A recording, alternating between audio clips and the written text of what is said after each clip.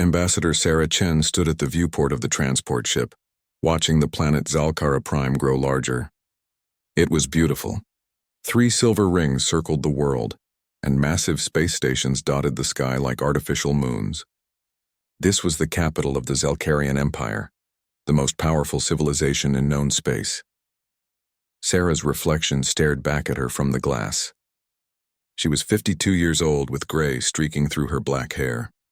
Lines marked her face from years of difficult negotiations. Behind her, she could hear her team preparing for landing. "Ambassador will dock in 20 minutes, Captain Marcus Webb said. He was a tall man with broad shoulders and the straight posture of a career military officer. Even in his diplomatic uniform, he looked like he belonged on a battlefield. "Thank you, Marcus," Sarah said without turning around. Dr. Amara Okonkwo joined them at the viewport. She was younger than both of them, barely 40, with bright eyes that never stopped observing. "I've been studying the guest list," she said. "Representatives from 8,000 species will attend the ceremony. This is the largest gathering in consortium history." Sarah finally turned to face them. "And we're the only ones from Earth." The invitation said it was a rare honor, Marcus said, but his tone suggested he didn't believe it. "Maybe it is," Sarah replied. "Or maybe it's something else." 50 years ago, humanity had discovered faster-than-light travel. It wasn't through genius or careful research. A laboratory accident had torn a hole in space, and humans had stumbled through into a galaxy full of ancient civilizations.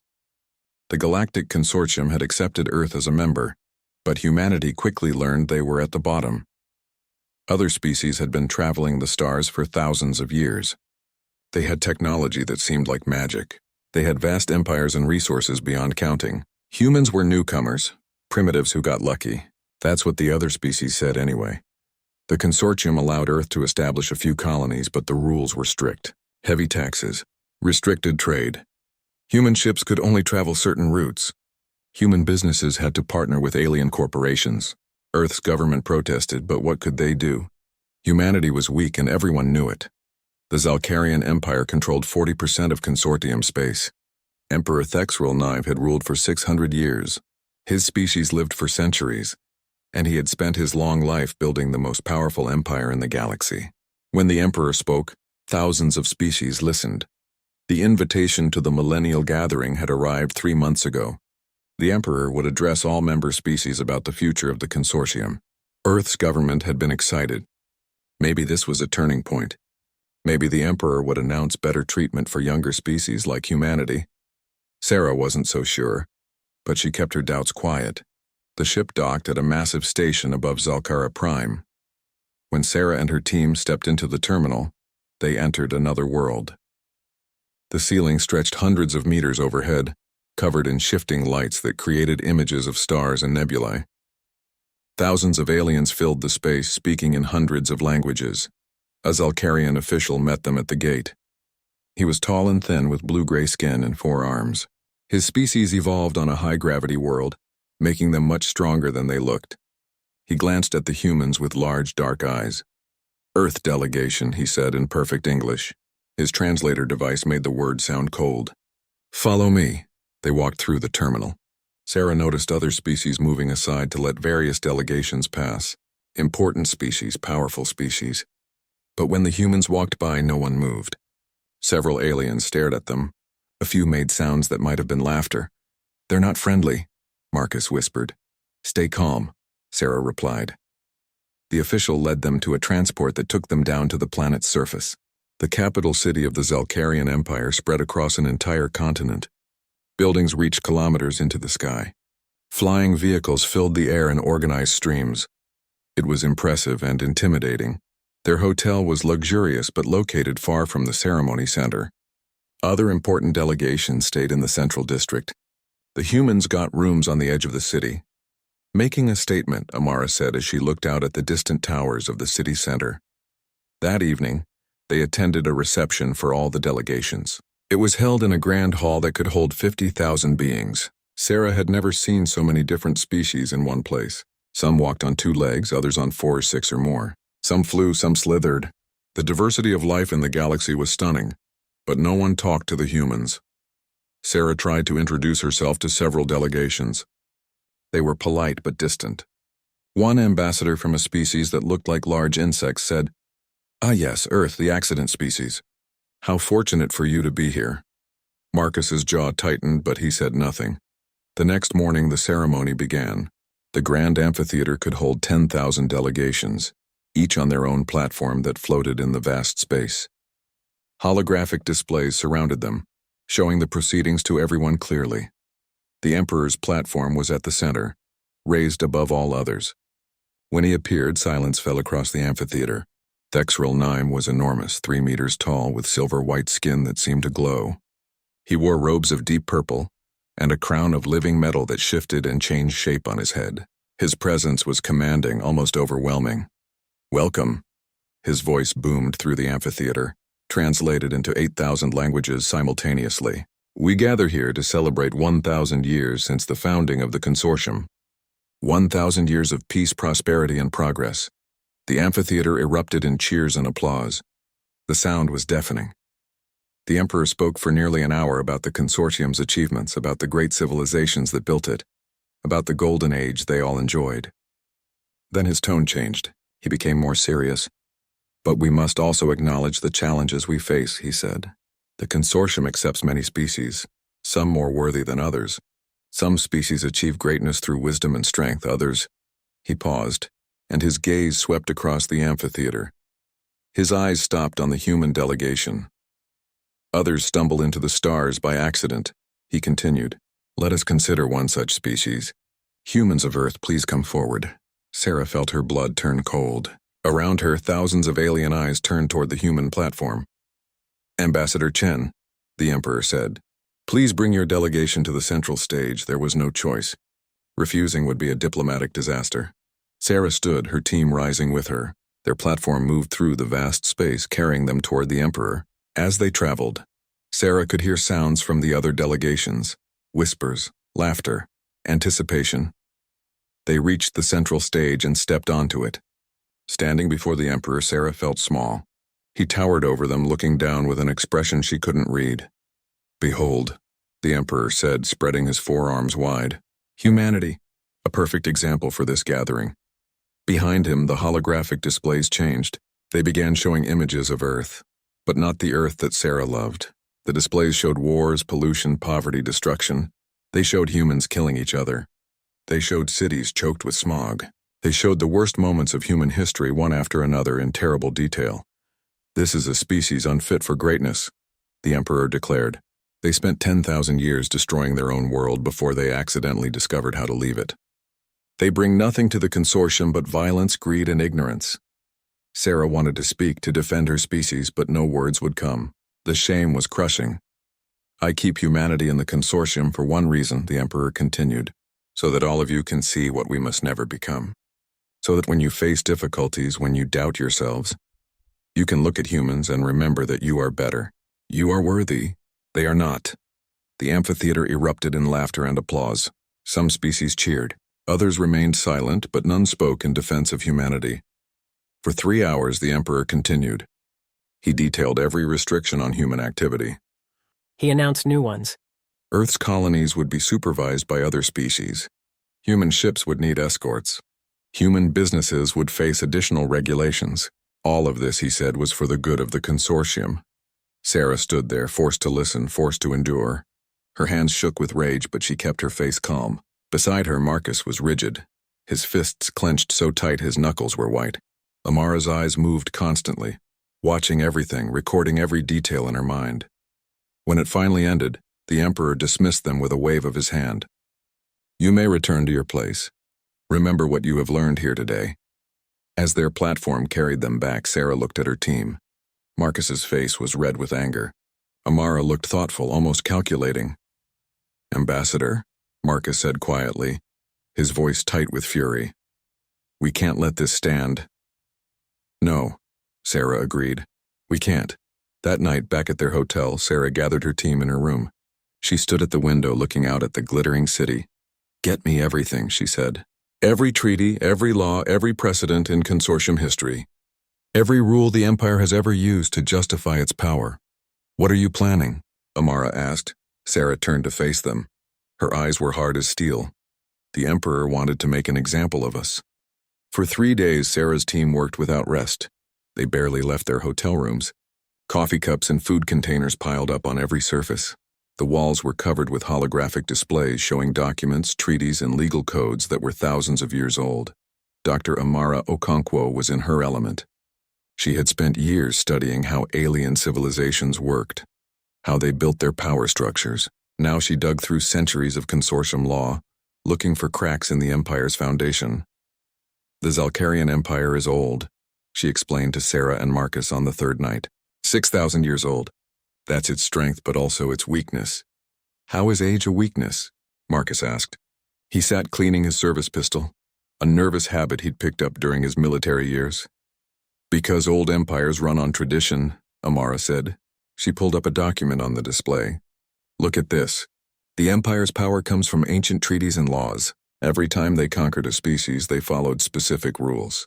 Every time they made a new regulation, they cited old precedents. The whole thing is built on legal foundations that go back millennia. Sarah leaned forward. And if those foundations are challenged? The Empire has to respond, Amara said with a smile. According to consortium law, every legal challenge must be formally addressed within 90 days. Every single one. Marcus looked up from his pistol. You're thinking of burying them in paperwork? Not just paperwork, Sarah said. She was beginning to understand. Legitimate legal challenges. Things they have to take seriously. Over the next week, Earth's government, working with Sarah's team, filed 10,000 formal challenges to the Empire's authority. Each one cited specific laws and precedents. Each one demanded a formal review. Each one was completely legal under consortium rules. The challenges questioned everything. Did the Empire have the legal right to supervise human colonies? Were the taxation rates applied to Earth consistent with historical precedent? Had the proper procedures been followed when restrictions were placed on human ships? On and on and on. The consortium's legal system was ancient and complex. It was designed for a time when disputes were rare and every species was patient. No one had ever weaponized it before. No one had ever thought to use the law itself as a weapon. Within 2 weeks, the Empire's legal offices were drowning. They had to assign thousands of officials just to respond to Earth's challenges. Other species started filing their own challenges, seeing an opportunity. The whole system began to slow down, but Sarah wasn't done. Amara found something buried deep in the consortium's oldest laws. It was called the trial by merit, a tradition from ancient times. Any species that was publicly shamed could demand trials to prove their worth. The Emperor could not refuse without violating sacred law, and his entire legitimacy was built on following tradition. Sarah filed the formal request. She knew the Emperor would have to accept. She was right. 2 months after the humiliation ceremony, the Emperor's response came. He would grant Earth's request for a trial by merit. There would be 3 contests. Contest of innovation, where each side would demonstrate their technological advancement. Contest of survival, where each side would prove their strength in simulated combat. Contest of wisdom, where each side would solve a galactic crisis. The Empire would demonstrate its superiority in all 3 contests, the Emperor declared. Then humanity would finally accept its place as an inferior species. The news spread across the galaxy. Most species thought it was entertainment. Humanity had no chance against the mighty Zalcarian Empire. The trials would be another humiliation, but at least it would be interesting to watch. But while the galaxy watched and waited for the trials, Sarah's team was working on something else entirely. Marcus had an idea. We're not going to win by being better than them, he said. We can't, they're older, more advanced, more powerful. But we can win by being different. He started reaching out to other species quietly. Not the powerful ones, not the ones who laughed at the ceremony. He contacted the small species, the oppressed ones, the ones who lived under the Empire's thumb just like humanity did. There were hundreds of them. Species that had been conquered centuries ago. Species that worked in the Empire's factories and mines. Species that paid tribute and got nothing in return. They lived in fear, but Marcus sensed something else in them too. Anger, resentment, hope for something different. He didn't offer them weapons or military support. Not yet. He offered them something simpler. He told them about Earth's history, about workers who united to demand better treatment, about colonies that broke free from empires, about ordinary people who decided they deserved more. Dr. Okonkwo contributed too. She wrote a document called The Rights of Sentient Beings. It was simple and clear.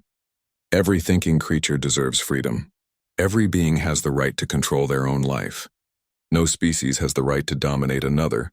These were not new ideas in human history, but they were revolutionary in the consortium. The Empire's entire structure was based on strong species ruling weak ones. It had always been that way. The document challenged the foundation of their society. The document spread through the Empire's networks like fire. It was written in simple language that any species could understand. It asked questions that people had never dared to ask. Why do we serve them? Why do they deserve to rule us? What would happen if we said no? The Empire's security forces tried to stop the spread, but it was too late. Once an idea exists, you can't kill it. You can only try to discredit it. But the Empire was too arrogant to take it seriously. They thought words written by humans couldn't threaten them. They were wrong. As the date for the first trial approached, strange things started happening across the Empire. Workers on a factory world refused to meet their quotas. They didn't revolt, they just worked slower. A mining colony filed formal complaints about working conditions, using the same legal tactics Earth had used. A client species demanded to renegotiate their treaty, citing ancient laws the Empire had forgotten about. Small things, tiny acts of defiance, but there were thousands of them all happening at once. The Emperor was annoyed but not worried. He had crushed rebellions before. A few malcontents filing paperwork weren't a threat to his empire. He focused on preparing for the trials, confident that defeating humanity would restore order. The first trial was the contest of innovation. It was held on a neutral station, broadcast to the entire galaxy. Billions of beings watched. The Empire went first. They displayed weapons that could destroy planets, ships that could cross the galaxy in days, technology that manipulated the fabric of space itself. It was impressive and terrifying, a reminder of the Empire's power. Then it was humanity's turn. Sarah walked onto the stage alone. The crowd expected a similar display of weapons and power. Instead, she began talking about medicine. Earth had developed treatments for 3 diseases that plagued multiple species in the consortium. The Empire had these cures too, but they sold them at enormous prices. Only rich worlds could afford them. Sarah announced that Earth was giving away the cures, free, to anyone who wanted them. No payment required. Just take them and use them. The crowd was silent, confused. This wasn't how the contest was supposed to work. Then Sarah talked about farming techniques Earth had developed to grow food on harsh worlds. The Empire had similar technology, locked behind patents and licensing fees. Sarah said Earth was releasing all of it as open source. Anyone could use it, modify it, share it, she continued. Water purification systems, power generation designs, educational materials. Earth was sharing everything they had developed, asking nothing in return. The Empire measures innovation by what you can hoard, Sarah said. We measure it by what you can share. The judges didn't know how to respond. Technically, Earth had demonstrated advanced technology, but they had given it away instead of using it to demonstrate superiority. Was that innovation or foolishness? While the judges debated, something else was happening. Across the galaxy, smaller species were receiving Earth's gifts. Suddenly, they had access to medicine that could save their people. They had technology that could improve their lives. And it came from humans, not from the Empire. The Empire declared the contest of innovation a draw, but everyone knew Earth had won something more important. They had won hearts and minds. 3 weeks later, the contest of survival began. This was supposed to be Earth's greatest defeat, a military simulation where both sides had to defend a colony from invasion. The Empire had vast experience and superior weapons. Humanity had neither. Captain Marcus Webb led the human team. He studied the simulation rules carefully. The contest would last until one side surrendered or was completely eliminated. Most previous contests had ended in a few hours. The Empire's strategy was predictable. They used overwhelming force, advanced tactics, and superior technology. Within 6 hours, they had destroyed most of humanity's defenses. Within 12 hours, they had breached the colony's outer perimeter. By all rights, the contest should have ended there. But Marcus refused to surrender. His forces fell back to the colony's center. They used guerrilla tactics, hit-and-run attacks, improvised weapons. When they lost their advanced equipment, they used whatever they could find. They turned buildings into fortresses and streets into death traps. The Empire's security briefings grew longer and more urgent each week. The Emperor sat on his throne, listening to reports from across his domain. What he heard troubled him deeply. 17 factory worlds are operating at 70% capacity, an advisor reported. The workers are not rebelling, but they are slow. They file complaints about conditions. They cite old labor laws we forgot existed. Crush them, the Emperor said. We cannot, Your Majesty. They are following all proper procedures. If we punish them for legal actions, we violate our own laws. Another advisor stepped forward. 8 client species have demanded treaty renegotiations. They claim the original agreements were signed under duress. They want the consortium court to review every clause. How long will that take? Years, Your Majesty. Perhaps decades. And while the reviews happen, they refuse to pay full tribute. The Emperor's skin darkened with anger. And the document? The human document? The rights of sentient beings has spread to over 4,000 worlds. We have arrested those who distribute it, but it continues to spread. It is translated into 600 languages now. The Emperor stood. His massive frame towered over his advisors. All of this because I shamed some primitives? Because I told the truth about their worthless species? None of his advisors dared to answer. They knew the truth. The Emperor had made a mistake. He had humiliated humanity publicly, and in doing so he had given them a reason to fight. Worse, he had shown every oppressed species in his empire that the Emperor feared humans enough to shame them. Why fear them if they were truly worthless?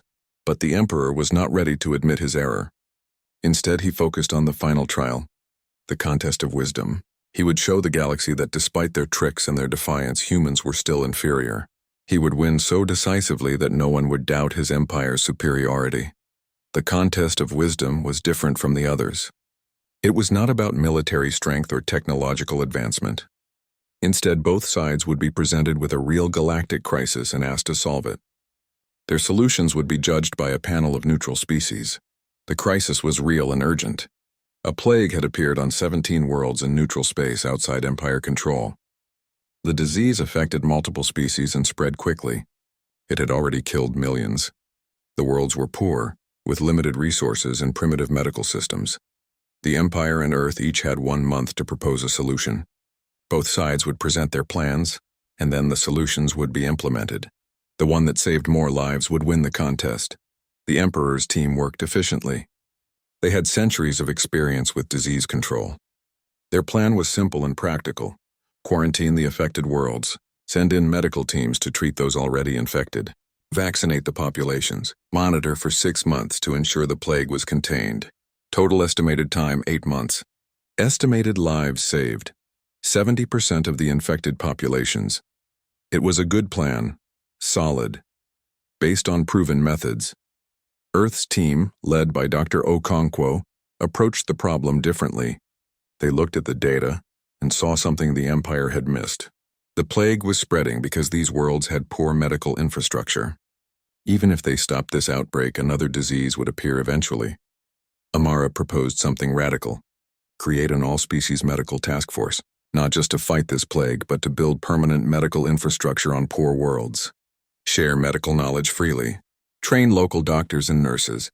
Establish supply chains for medicine and equipment. We do not just treat the disease, Amara explained to Sarah. We treat the conditions that allowed it to spread. That will take years, Marcus said. The contest is about solving this crisis now. No, Sarah said slowly, understanding Amara's vision. The contest is about wisdom. Quick fixes are not wisdom. Building something that lasts is wisdom. Earth presented their plan to the consortium. They did not wait for the contest to begin. They immediately started organizing the medical task force. They sent out calls to every species asking for volunteers. Doctors, nurses, engineers, logistics experts, anyone who wanted to help. The response shocked everyone. Thousands of volunteers from hundreds of species signed up. Many came from the Empire's own client species. They had read The Rights of Sentient Beings.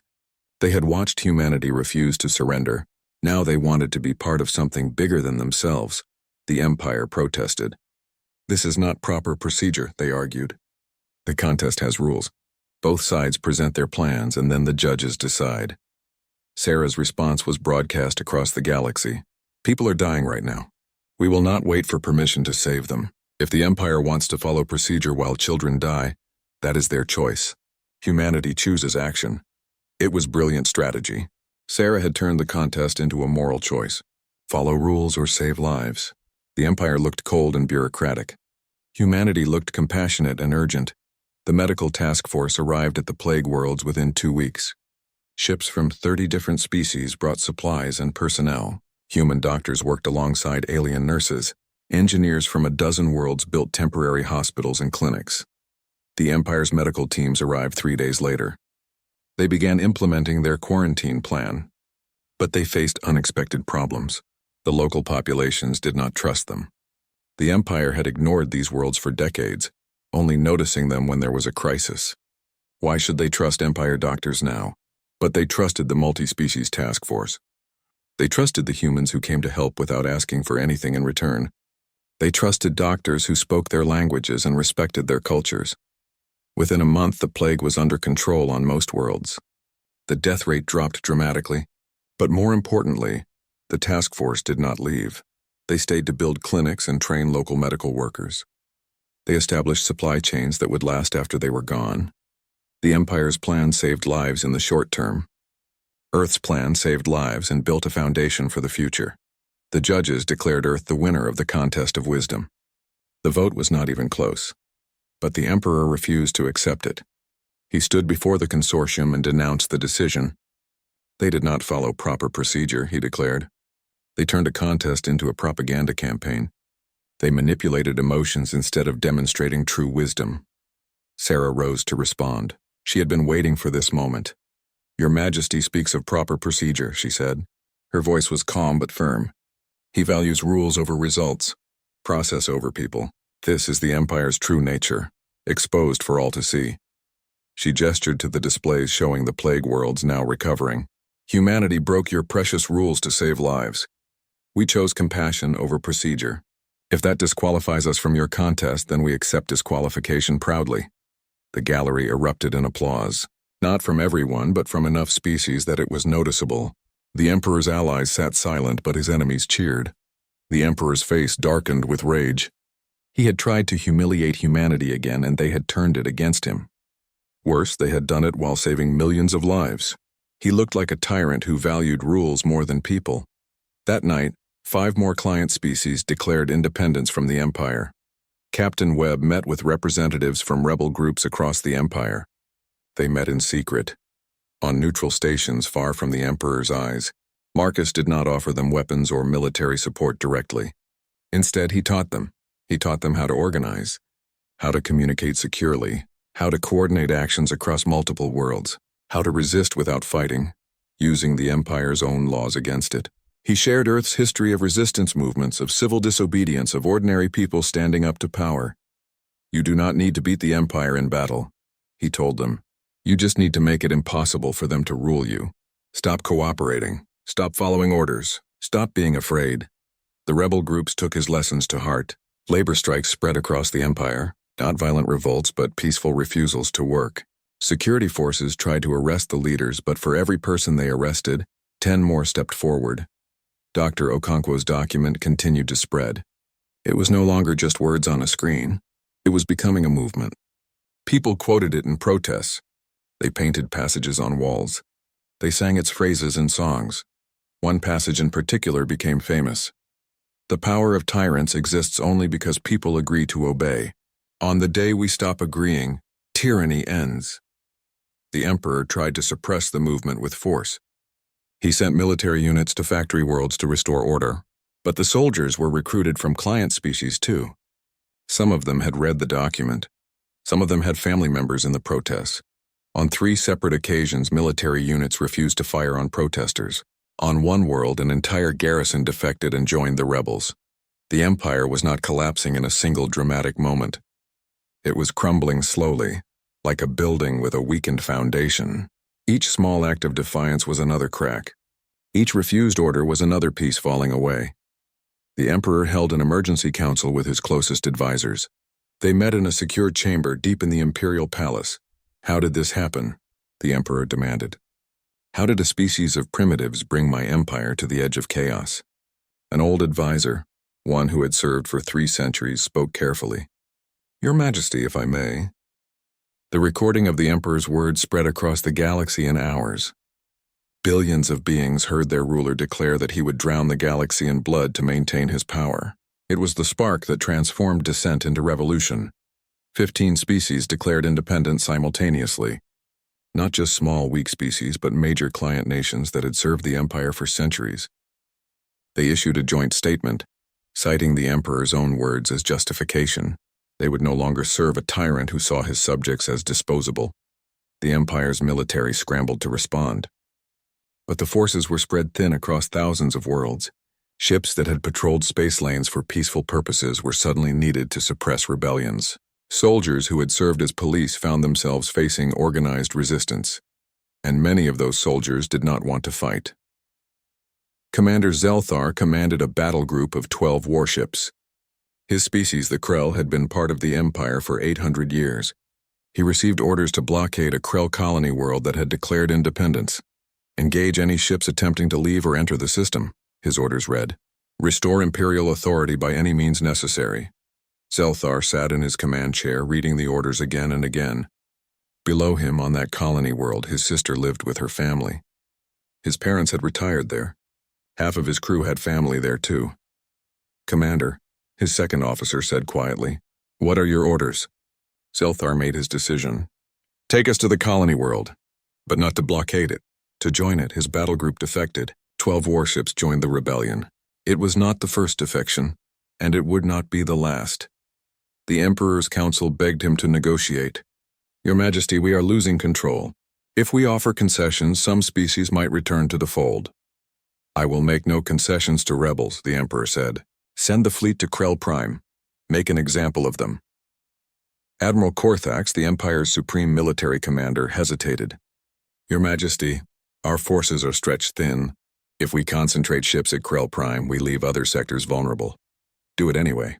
The rebels need to see what happens when you challenge the Empire." The fleet moved toward Krell Prime.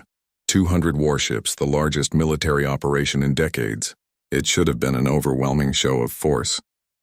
But as the fleet traveled, something unexpected happened. Ships started disappearing. Not destroyed, just gone. At first, Admiral Korthax thought it was equipment malfunction. Then he realized the truth.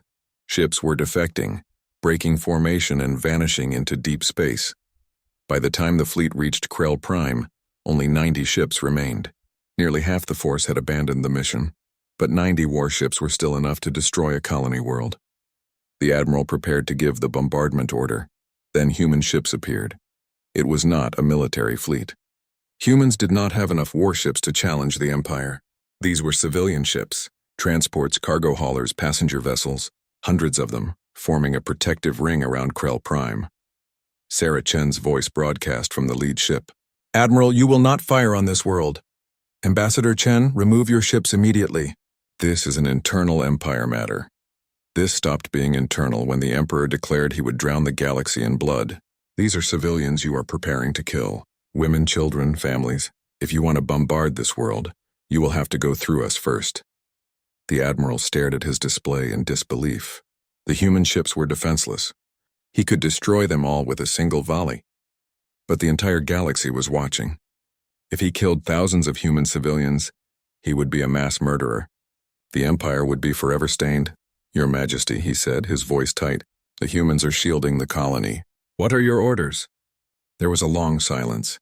The Emperor knew he was trapped. If he ordered the attack, he would be killing humans who came to protect others. It would prove everything the rebels said about him. But if he backed down, he would look weak. "Withdraw," the Emperor finally said.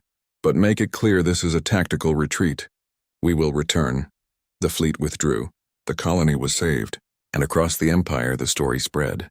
Humans had stood between the Empire's guns and innocent people. They had been willing to die to protect others. It was the moment everything changed. Species that had been neutral suddenly supported the rebellion. Worlds that had hesitated declared independence. The Empire was no longer crumbling. It was breaking apart. Sarah Chen became a symbol. Her face appeared on banners and broadcasts across the galaxy. Not because she was a military leader or a conqueror, but because she represented something the Empire could never understand. She represented the idea that some things were more important than power. Meanwhile, Dr. Okonkwo coordinated with rebel groups across the empire.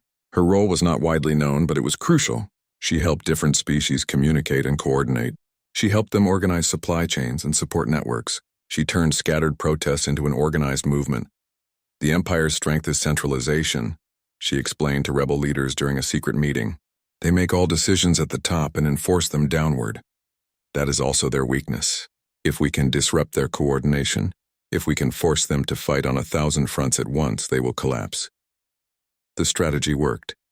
The empire could not be everywhere at once. As they sent forces to suppress one rebellion, 3 more would start elsewhere. Their economy, dependent on tribute from client species, began to fail. Their administration, designed to rule a stable empire, could not adapt to chaos. Trade routes collapsed. Food shipments stopped reaching the capital. Power fluctuations became common even on core worlds. The empire was eating itself. Captain Webb led a different kind of mission. He did not fight the empire's military directly. Instead, he evacuated refugees. As war spread across the empire, millions of civilians were caught in the middle. Marcus organized a fleet of human and allied ships to rescue them. "We are not conquering," he told his crews. "We are saving. Remember that. Every person we rescue is someone who will remember that humans came when others ran away." His ships traveled to war zones across the empire, pulling out refugees regardless of species. They asked for nothing in return. They did not demand loyalty or service. They just saved lives. One incident became famous. A refugee transport was caught between 2 battle groups. The Empire forces demanded the ship surrender. They wanted to search it for rebels. Marcus's ship, a small frigate, moved between them. "You want that transport, you go through me," Marcus broadcast. "Captain Webb, you cannot win this fight. We have 12 warships, I know, but I am not moving. Those are civilians, families, children. If you want to hurt them, you will have to kill me first." The standoff lasted 6 hours. Finally, the Empire forces withdrew. They were soldiers, not murderers. They could not bring themselves to destroy a ship protecting refugees. The story spread. Captain Marcus Webb, who had refused to surrender for 40 days in the contest of survival, now refused to abandon refugees. He embodied human stubbornness and human compassion in equal measure. Back on Zalkara Prime, the Emperor's palace was surrounded by protests. Not human protests, Zalkarian protests. His own people had begun to question him. They saw the Empire crumbling. They saw client species fighting for freedom. And they asked themselves, were they the villains in this story? The Emperor remained in his throne room, isolated from his crumbling empire. His advisors came and went with increasingly dire reports. His military could not hold the line. His economy was collapsing. His legitimacy was shattered. Perhaps, one brave advisor suggested, "Your Majesty should consider abdication. Pass power to a successor who can negotiate peace." The Emperor's response was cold. "I have ruled for 600 years. I will not surrender my throne to rebellious children and primitive humans." But surrender was coming whether he accepted it or not. The consortium called an emergency session. Representatives from 8,000 species gathered, just as they had for the Millennial Gathering. But the mood was completely different now. The Empire was collapsing. Wars raged across dozens of sectors. Millions had died. Something had to be done. Sarah Chen stood before the assembly. She looked different than she had 6 months ago.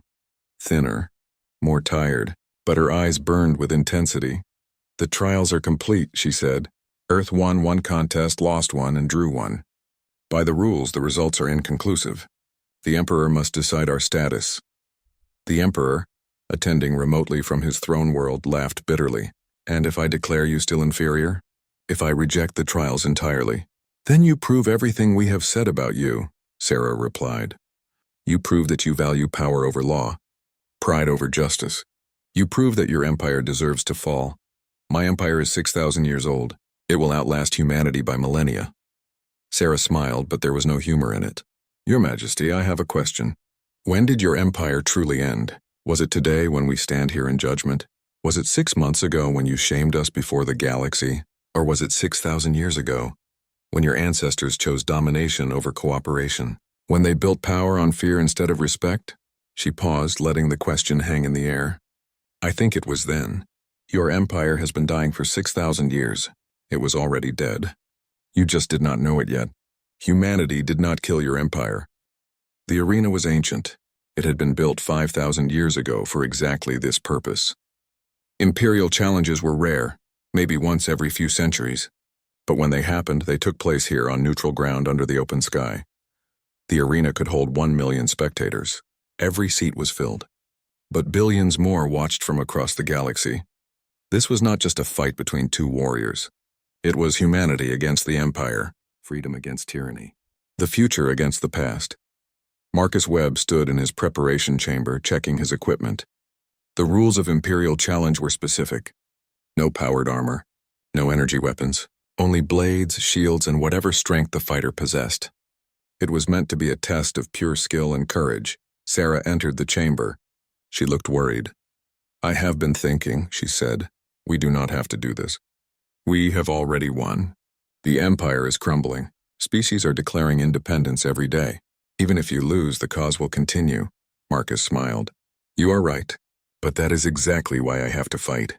Not because we need to win, but because someone has to stand there and face the Emperor's champion. Someone has to show that humans do not back down even when we should. That is stupid and prideful." "Yes," Marcus agreed. "It is very human." Dr. Okonkwo entered next. She carried a data pad. "I have analyzed every Imperial challenge in recorded history. 347 fights. The Emperor's champions won 346 of them. And the one they lost?" Marcus asked. "The challenger's champion managed to wound the Emperor's champion before dying. It was considered a moral victory." "Great. So if I land a single hit before he kills me, I am setting records." "Marcus," Amara said seriously, "the Emperor's champion is Kareth. He is a legend. 200 years of combat experience. He has never lost a fight. His species is naturally stronger and faster than humans, and he has been enhanced with the Empire's best military augmentations. So I am going to lose. Yes. Then I will lose in a way they never forget." The arena announcer's voice boomed across the space. "Let the challenge begin. For the Empire, Kareth the undefeated." Kareth entered the arena to thunderous applause from the Empire's supporters. He was massive, over 2.5 meters tall, with 4 arms and skin like armored plates. He carried 2 curved blades that gleamed in the sunlight. His movements were fluid and precise. This was a being who had spent centuries perfecting the art of combat. For humanity, Captain Marcus Webb. The applause that greeted Marcus was different. Not as loud, but it came from thousands of species, not just humans. All the rebels, all the oppressed, all those who had read the rights of sentient beings and dared to hope for something better. They cheered for him. Marcus walked into the arena carrying a simple combat knife and a small shield. He looked tiny compared to Kareth, but he walked with confidence, his back straight, his eyes forward. The two warriors met at the center of the arena. Kareth looked down at Marcus with something like pity in his eyes. "Human," Kareth said, "you are brave to face me. I will make your death quick and honorable." "I appreciate that," Marcus replied, "but I am not planning to die today." "They never do?" The ceremonial gong sounded. The fight began. Kareth moved first, faster than Marcus expected. 2 of his blades came down in perfect arcs, designed to cut Marcus from 2 angles simultaneously. It was a killing blow, meant to end the fight in seconds. Marcus rolled forward under the blades, moving inside Kareth's reach. His knife flashed out, striking at the champion's knee joint. The blow did not penetrate Kareth's armored skin, but it was unexpected. No one had ever moved toward Kareth before. Kareth stepped back, reassessing. This human was not like other opponents. Most fighters tried to defend, to survive. This one was attacking. They circled each other. Kareth attacked again, a complex series of strikes that should have overwhelmed Marcus. But Marcus did not try to block them all. He dodged some, took others on his shield, and always kept moving forward. Always attacking. Minutes passed. Kareth had dozens of small cuts on his body. None were serious, but they were adding up. Marcus was bleeding from multiple wounds. Kareth's blades had found him again and again, but Marcus was still standing. Still fighting. "You cannot win," Kareth said, breathing hard. "I have fought for 200 years. You are good, human, but I am better." "Probably," Marcus agreed, gasping for breath. "But I do not need to be better. I just need to be stubborn enough." He attacked again. Kareth parried and countered, one of his blades cutting deep into Marcus's shoulder. Marcus cried out in pain but used the momentum to get closer. His knife found a weak spot under Kareth's arm, sliding between armor plates. Kareth roared in pain and anger. He backhanded Marcus with one of his free arms, sending the human flying across the arena. Marcus landed hard, rolling several times before coming to a stop. He did not get up immediately. The crowd thought it was over. Kareth thought it was over. He walked slowly toward the fallen human, preparing to deliver the final blow. But Marcus pushed himself to his feet. Blood poured from a dozen wounds. His left arm hung useless at his side. He swayed, barely able to stand. But he raised his knife and smiled. Not done yet. Something changed in the crowd. The cheering became something else, a chant. It started with the humans present, then spread to other species. They chanted Marcus's name. They chanted for him to stand. They chanted for him to fight. Kareth hesitated. In 200 years of combat, he had never heard a crowd cheer for his opponent. He had always been the hero of these fights, defending the Empire's honor. But now thousands of beings were cheering against him. "This is pointless," Kareth said. "You are dying. Surrender with honor." "No," Marcus said simply. They fought again. Marcus could barely move, but he still attacked. Kareth was tiring too, wounded in ways he had never been wounded before. The human would not stop, would not quit, would not accept defeat. Finally, Kareth saw his opening. Marcus stumbled, his wounded leg giving out. Kareth moved in for the kill, both blades raised, and Marcus threw his knife. It was not a killing throw. Marcus did not have the strength left. But the knife flew true, striking Kareth in the eye. The champion screamed and stumbled back, temporarily blinded. Marcus surged forward, using the last of his strength. He tackled Kareth, bearing him to the ground. They rolled across the arena floor, neither able to gain advantage. Kareth was stronger, but Marcus was driven by something beyond strength. He was driven by 6 months of rage, of watching his species humiliated, of seeing good people suffer under the Empire's rule. When they finally separated, both warriors lay on the ground, gasping for breath. The arena was silent. No one knew what to do. This had never happened before. Both fighters were down. Kareth tried to stand. He made it to his knees before collapsing. His wounds and exhaustion were too much. Marcus tried to stand too. He got to his knees. Then with supreme effort, he got one foot under him, then the other. He swayed, barely conscious, but he was standing. The referee declared Marcus the winner. The arena erupted in chaos. Half the crowd cheered wildly. The other half sat in shocked silence. The Emperor's champion had been defeated by a human.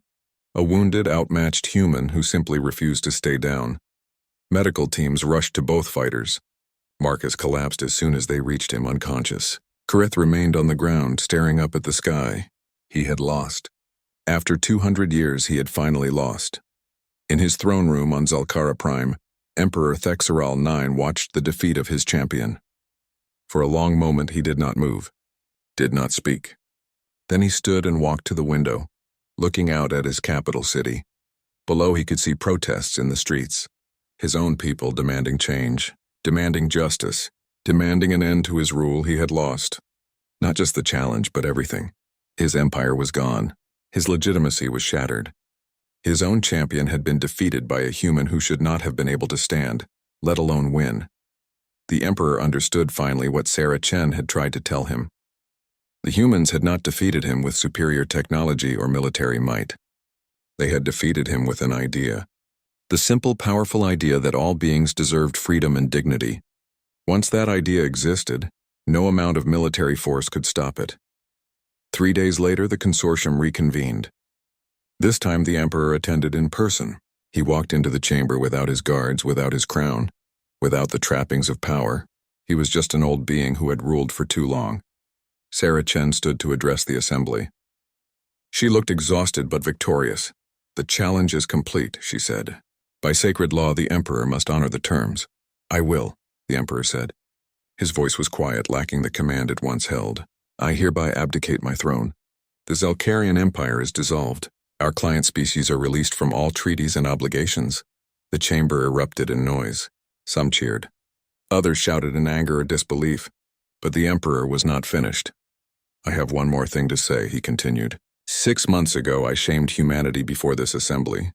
I called them inferior, unworthy, a cautionary tale. I was wrong. He turned to face Sarah directly. Humanity showed us something we had forgotten. That power does not grant legitimacy. That might does not make right. That the smallest voice speaking truth is stronger than the mightiest empire built on lies.